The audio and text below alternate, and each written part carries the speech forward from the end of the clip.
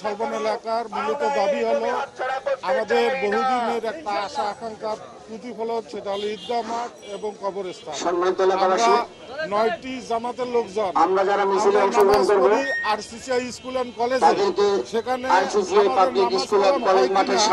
এটা স্বয়ং আল্লাহ পারবে না।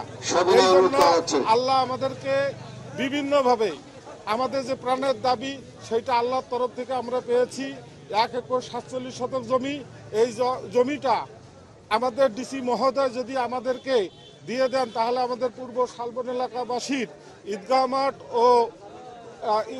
মাঠ ও কবরস্থান আমাদের হবে এবং এলাকাবাসীর দাবি পূরণ হবে, এই আশাবাদ ব্যক্ত করে শেষ করছি। আসসালামু আলাইকুম। আপনারা নিশ্চয়ই শুনেছেন 25 নং ওয়ার্ড পূর্ব শালবনে প্রায় 10 থেকে 20 হাজার লোক বসবাস করি। এখানে কোনো কবরস্থান নেই।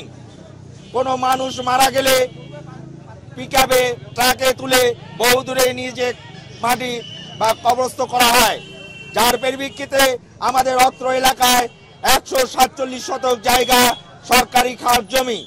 এই জমি নিয়ে আমরা কয়েকবার প্রশাসকের সঙ্গে যোগাযোগ করেছি। প্রশাসক আমাদেরকে আশ্বাস দিয়েছেন। তাই আমরা এখানে 9 মসজিদের জামাতের জনগণ, নারী পুরুষ সর্বস্তরের জনগণ একসঙ্গে হয়ে আজকে আমরা জেলা প্রশাসকের কাছে স্মারকলিপি প্রদান করার জন্য যাচ্ছি। 13 এপ্রিল হয়তো এই লিজের তারিখ শেষ হবে।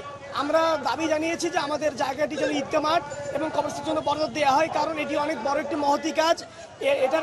এই কাজটি করার মাধ্যমে জেলা প্রশাসক আরও একটা বড় ধরনের কাজ করবে এবং এলাকাবাসী আমরাও একটি এলাকাবাসীর জন্য একটি বড় কাজ করতে পারবো। এখানে আমাদের অনেক ছাত্ররা আছে যারা আসলে এই আন্দোলনে অংশগ্রহণ করেছিল, তাদেরও দাবি আছে এলাকার পক্ষে থাকে এবং এলাকার মানুষের যে দাবি ঈদগাহ মাঠ এবং কবরস্থান এটি বাস্তবায়ন করা।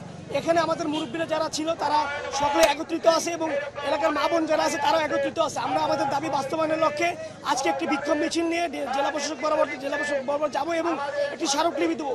এই স্মারকলিপির মাধ্যমে আমরা আমাদের যে দাবিটি সেই দাবিটি বাস্তবায়নের জন্য আমরা সর্বোচ্চ চেষ্টা করবো। দাবি হচ্ছে আমাদের 25 নং ওয়ার্ডে কবরস্থান নেই। আমরা অনেক দূরে যে আমাদেরকে কবরস্থান করতে হয়, এর জন্য আমরা এখানে দাবি চাচ্ছি ঈদগাহ মাঠ এবং কবরস্থান। এটাই আমাদের দাবি। ধন্যবাদ।